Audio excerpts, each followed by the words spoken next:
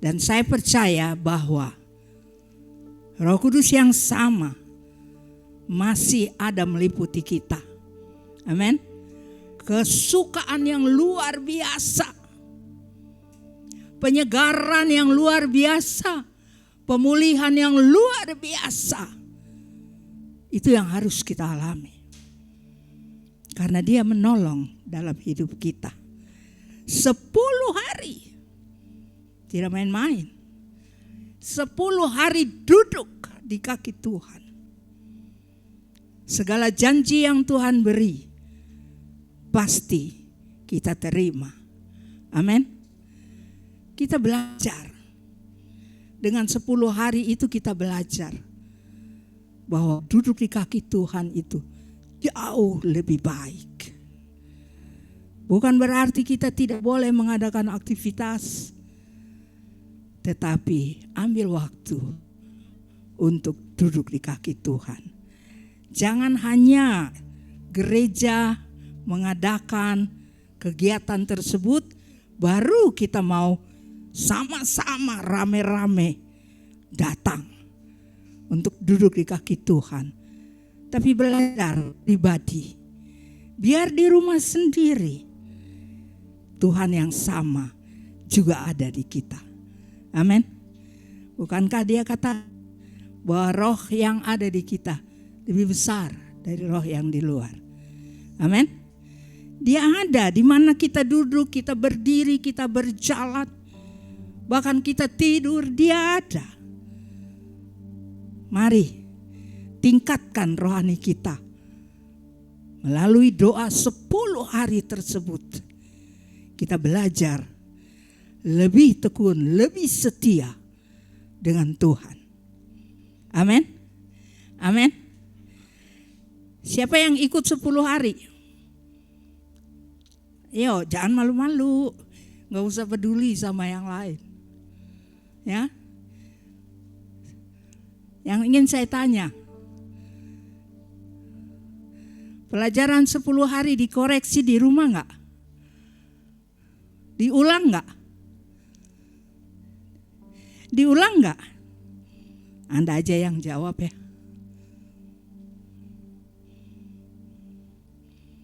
Perlu diulang. Ulang. Supaya pada waktu Roh Kudus mengingatkan, kita tahu bahwa firman itu ada. Amin. Fungsi Roh Kudus adalah mengingatkan. Kalau kita tidak pernah berulang-ulang membaca firman-Nya, pelajaran-pelajaran, khotbah-khotbah yang diberikan, bagaimana kita bisa percaya kalau itu Roh Kudus yang mengingatkan? Puji Tuhan. Malam ini saya percaya suasana pencurahan Roh Kudus masih tetap berlaku. Saya ambil dari 1 Raja-Raja pasal 3. 1 Raja-Raja pasal 3, saya tidak akan baca semua ayat. Tetapi perikopnya, judulnya Salomo, doa Salomo memohon hikmat. Doa Salomo memohon hikmat. Doa itu penting. Kalau kita sudah doa, ada hikmat. Alkitab mengajarkan pada ayat yang ke-7. Sebelum ayat ke-7, ayat 6 berkata, ayat 6, lalu Salomo berkata, Engkaulah yang telah menunjuk kasih setiamu yang besar kepada hamba-Mu Daud, ayahku. Sebab ia hidup di hadapan-Mu dengan setia, benar dan jujur terhadap Engkau. Dan Engkau setia. Dan Engkau telah menjamin kepadanya kasih setia yang besar itu, dengan memberikan kepadanya seorang anak yang duduk di tahtanya, seperti pada hari ini. Ayat 7, maka sekarang ya Tuhan, Allahku, Engkaulah yang mengangkat hamba-Mu ini menjadi raja menggantikan Daud ayahku. Sekalipun aku masih sangat muda dan belum berpengalaman. Demikianlah hamba-Mu ini berada di tengah-tengah umat-Mu yang Kau pilih. Suatu umat yang besar yang tidak terhitung dan tidak terkira banyaknya. Ayat 9, maka berikanlah kepada hamba-Mu ini hati yang faham menimbang perkara untuk menghakimi umat-Mu dengan dapat membedakan antara yang baik dan yang jahat. Sebab siapakah yang sanggup menghakimi umat-Mu yang sangat besar ini. Jemaat kasih dalam Tuhan, Salomo adalah anak Daud.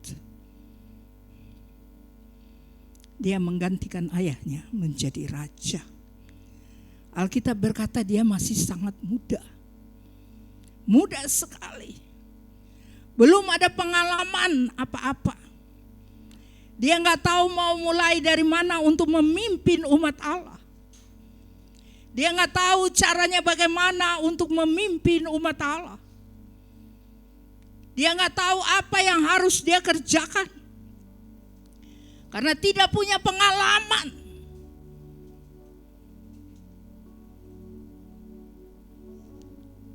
Kita seringkali berdasarkan pengalaman.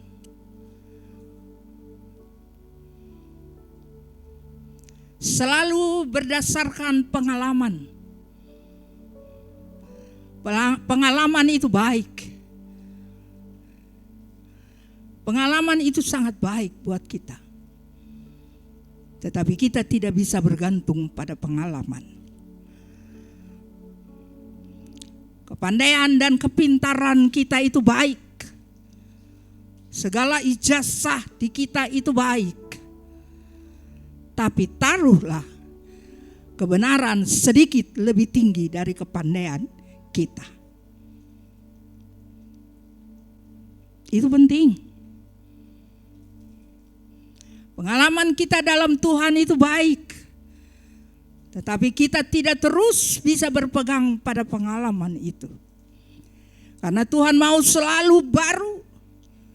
Ada yang baru di dalam kehidupan kita. Apa yang dikerjakan oleh Salomo? Dia berdoa. Satu-satunya cara dia hanya berdoa. Karena dia tahu tanpa Tuhan dia tidak akan bisa menjadi raja. Dan Daud ayahnya sudah menjadi contoh yang paling baik baginya. Dia menjadi kaca daripada ayahnya.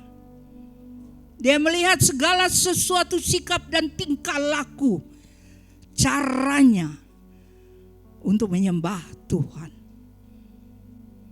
Sehingga dia dipercayakan untuk melanjutkan pelayanan ayahnya. Ini kita harus paham betul. Kalau kita jadi contoh yang tidak baik, segala sesuatunya akan tidak baik. Tapi mari dengan kuasa Roh Kudus, yang tidak baik bisa jadi baik. Yang tidak mungkin bisa jadi mungkin. Mari terus berusaha. Jangan pernah putus asa.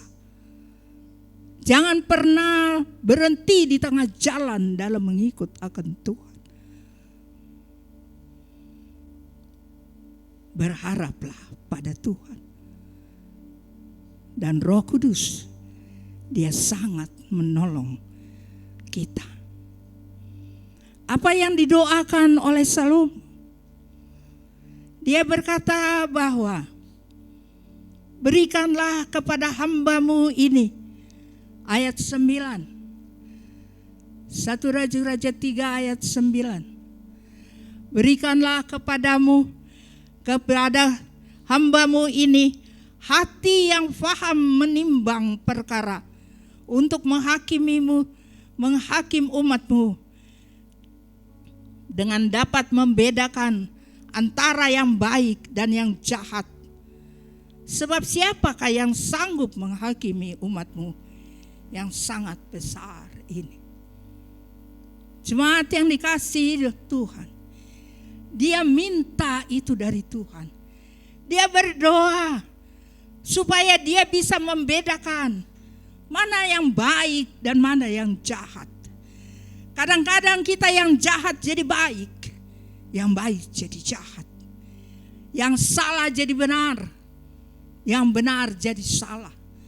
Apalagi kalau kita di pihak dia, salah kayak apapun dia akan benarkan. Tapi Salomo tidak. Dia minta kepada Tuhan, bagaimana caranya untuk memimpin umat Allah ini. Berikan dia, supaya dia bisa membedakan mana yang baik dan mana yang jahat. Supaya keputusan yang dia berikan itu benar-benar adil. Tidak memilih sepihak. Kita belajar dari Salomo. Kalau kita banyak berdoa duduk di kaki Tuhan, maka kita akan tahu mana yang benar dan mana yang jahat. Mana yang boleh, mana yang tidak. Sebenarnya kuncinya sangat mudah. Kalau engkau bergaul dengan firman Allah, semuanya ada. Semuanya ada, nggak ada yang nggak ada. Bahkan ini ditulis sebelum kita ada. Tapi terjadi di dalam pada masa-masa kita ada. Jemaat yang dikasihi oleh Tuhan, banyak berdoa supaya kita menjadi contoh bagi generasi kita. Kita menjadi teladan bagi generasi kita. Karena generasi kita adalah estafet dari pekerjaan yang kita lakukan. Ingat baik. Mereka adalah estafet kita. Kalau dari awal saja sudah tidak berhasil, bagaimana akhirnya? Mari kita belajar bersama-sama dari Salomo. Bahkan firman Tuhan berkata, ayat 10, lalu adalah baik di mata Tuhan bahwa Salomo meminta hal yang demikian. Ayat 11, jadi berfirmanlah Allah kepadanya, oleh karena engkau telah meminta hal yang demikian, dan tidak meminta umur panjang, atau kekayaan, atau nyawa musuhmu, melainkan pengertian untuk memutuskan hukum. Luar biasa. Doa Salomo sangat berkenan. Kita harus berusaha untuk doa kita, apapun yang kita kerjakan, berkenan terhadap Tuhan. Dia tidak minta kekayaan. Dia tidak minta nyawa musuhnya. Bahkan dia tidak minta umur panjang.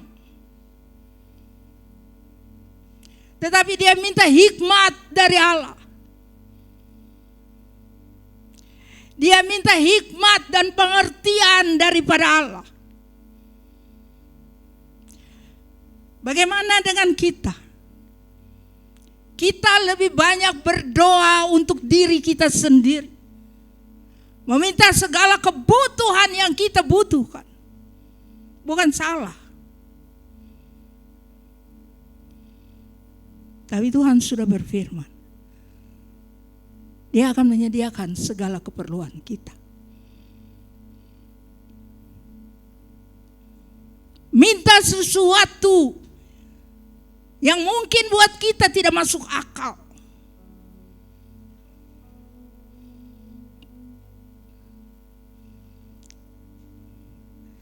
Doa Salomo luar biasa. Waktu saya renungkan firman Allah ini luar biasa.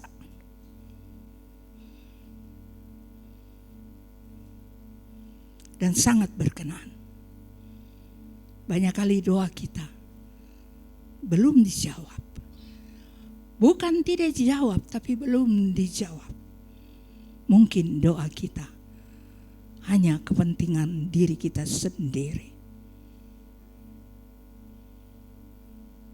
Hanya menyenangkan diri sendiri.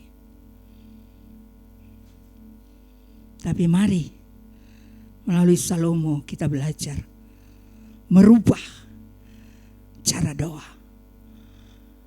Cara yang Alkitabiah. Jangan cara yang lain.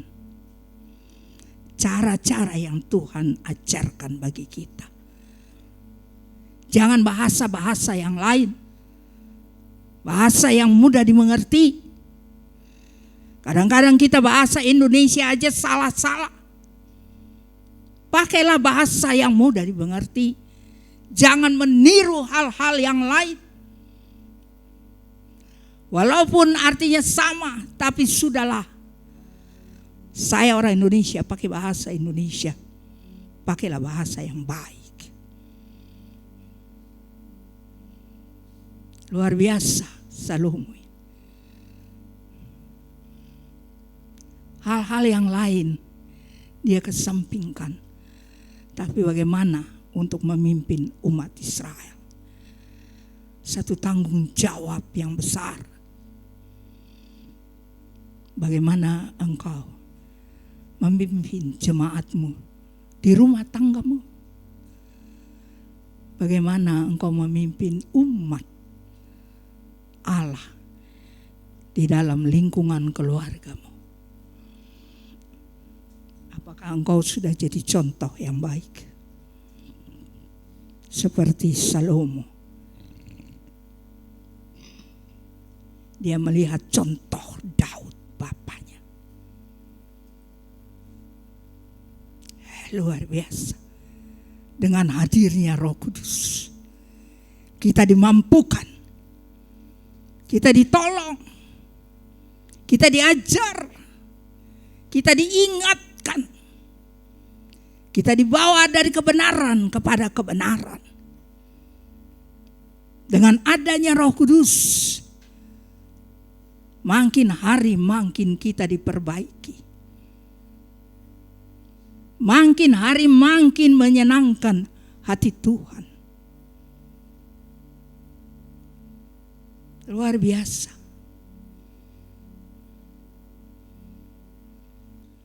Luar biasa.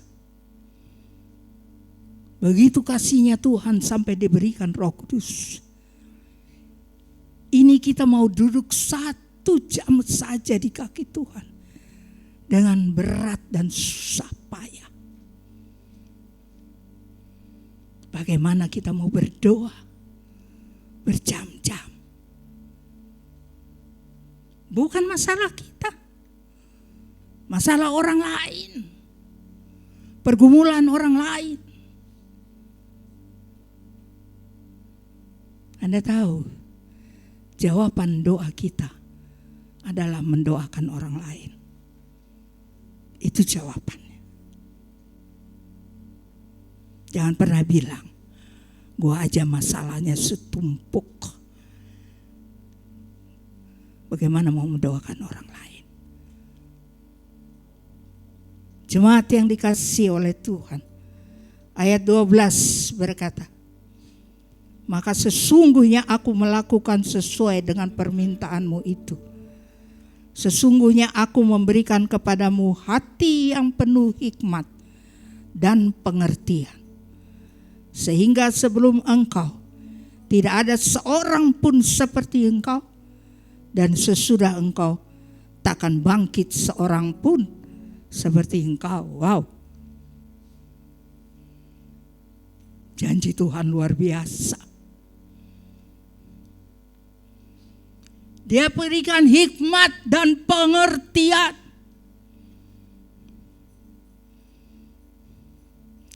Hikmat itu sesuatu yang tidak pernah dapat kita pikirkan. Bahkan Alkitab berkata, awal daripada hikmat adalah menjauhi kejahatan. Wow, luar biasa. Dia berikan itu sesuai dengan permohonannya. Bahkan dia janji hanya engkau yang bisa dapat. Selain engkau tidak, bahkan orang yang sesudah engkau juga tidak. Luar biasa. Berarti secara khusus Allah berikan.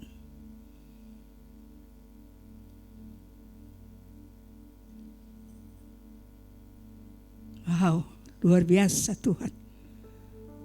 Sesuatu yang dia janji, dia beri, ditambah bonus. Saya kemarin ulang tahun, tiba-tiba dapat hadiah. Saya bilang, saya dapat bonus. Saya tidak anggap hadiah itu kebiasaan orang ulang tahun. Tapi saya selalu berkata, itu bonus gua kerja. Tidak tahu dan tidak perlu tahu berapa harganya. Tapi apa yang saya dapat, itulah bonus saya di dalam bekerja. Luar biasa. Jadi kita belajar semua. Ucapan-ucapan pun harus belajar. Apalagi kalau kita sudah menguasai, dipenuhi oleh Roh Kudus. Cara kita berbicara, cara kita berpakaian, cara kita berdoa, semuanya akan terlihat. Jadi kalau kita sudah dipenuhi Roh Kudus, hati-hati dengan berbicara. Berulang-ulang kita dengar firman Allah, khotbah di sana di sini tentang hati-hati dengan mulut, tapi kita tidak pernah berubah dengan cara kita berbicara. Hikmat dan pengertian yang Tuhan beri untuk Salomo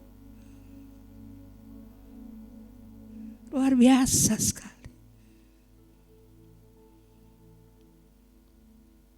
Dan itu ada di dalam Roh Kudus. Roh Kudus selalu memberikan hikmat bagi kita. Bagaimana kita menjalani hidup ini.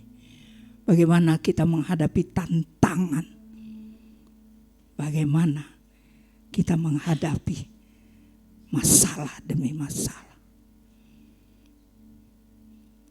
Langkah yang ketiga. Ayat 13.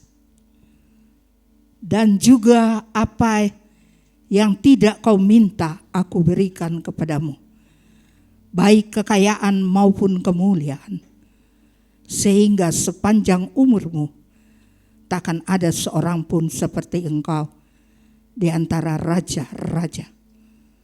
Ayat 14. Dan jika engkau hidup menurut jalan yang kau tunjukkan, dan tetap mengikuti segala ketetapan dan perintahku, sama seperti ayahmu Daud, maka aku akan memperpanjang umurmu. Wow, luar biasa, luar biasa sekali. Kekayaan, kemuliaan Tuhan beri kepada Salomo. Tetapi dengan syarat, kalau engkau hidup dalam ketetapannya. Kalau engkau mau dapat itu, hiduplah dalam ketetapan hukum Allah. Jangan menyimpang ke kanan atau ke kiri. Hiduplah menurut ketetapannya. Bahkan dikatakan umur panjang akan diberi. Saya tidak anti vitamin. Saya tidak anti dokter. Tapi jaminannya, kalau kita hidup dalam ketetapan Allah, lakukan perintah Tuhan, maka umur panjang bagian daripada kita. Kekayaan, wow, kecil. Buat Tuhan kecil. Hidup saja menurut jalannya. Ya. Ada yang bilang susah. Ada yang bilang bingung. Saya dulu punya murid, dia bilang bingung. Saya bilang kenapa bingung? Kenapa susah? Hidup ini memang gampang-gampang susah. Susah-susah gampang. Gak usah bingung-bingung. Ada Roh Kudus yang menolong kita.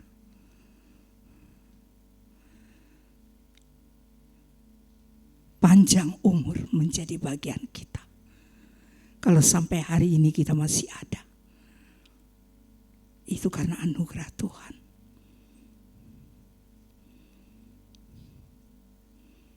Luar biasa Tuhan itu. Dia lengkapi kita. Kalau kita mau taat sama dia, ada bonus-bonus tertentu. Zaman sekarang, orang berlomba untuk hidup, untuk panjang umur. Saya waktu dirawat, saya pikir selesai sudah saya. Pulang gue nih. Ternyata tidak. Saya masih ada. Itu karena kemurahan Tuhan. Tuhan masih percayakan saya. Jadi dalam kondisi apapun, kalau Tuhan percayakan, gue jalanin. Amin. Karena kekuatan itu daripada Dia. Jemaat dikasih Tuhan. Saya akan akhiri dengan kesaksian saya. Saya ini pasien jantung. Tiap bulan harus kontrol. Anehnya, makan saya udah healthy. Segala sesuatu sudah dibuang-buang. Tetapi setiap kali periksa, itu hipertensi gak turun-turun. 200.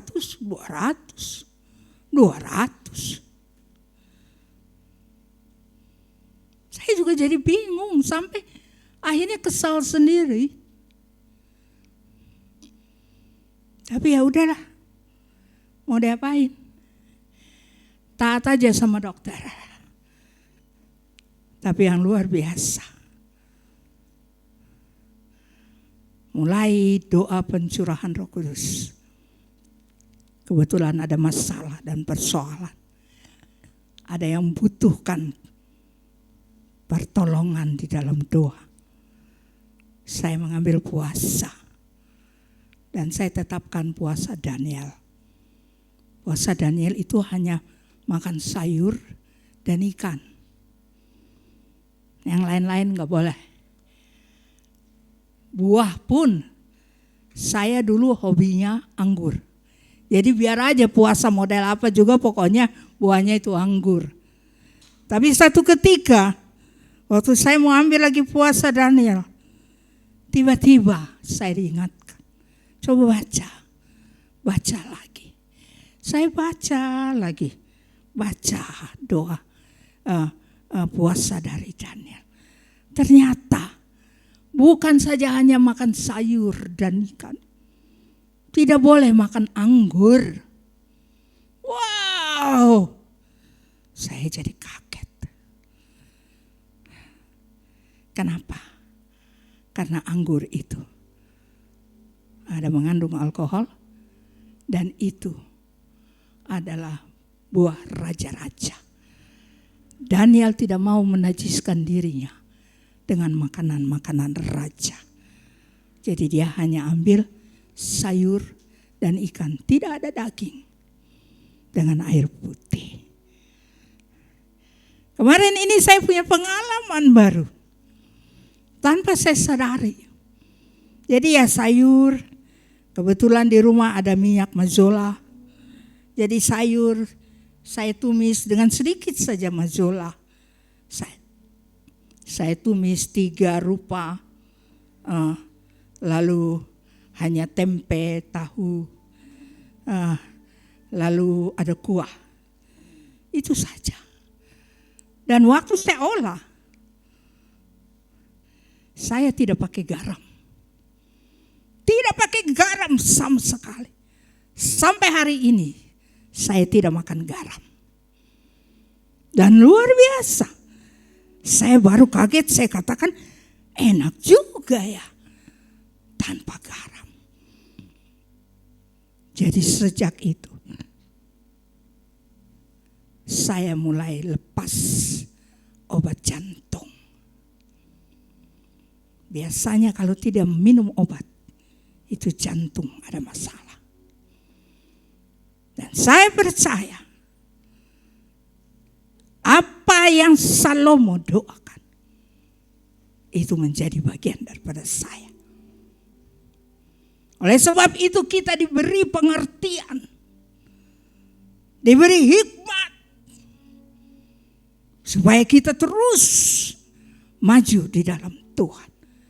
Terus dibawa dari kebenaran kepada kebenaran. Jadi tidak ada perkara yang buat kita tidak bisa kalau kita tidak makan. Tidak bisa kalau saya tidak minum kopi. Tidak bisa kalau tidak pakai garam. Makanan tanpa garam hambar. Tapi ternyata saya sudah lakukan tanpa saya sadar. Mari jemaat kekasih, tingkatkan doamu. Tingkatkan iman rohanimu. Tingkatkan pengalaman engkau dengan Tuhan. Minta pengertian. Minta hikmat. Supaya kita tidak salah langkah. Tuhan memberkati.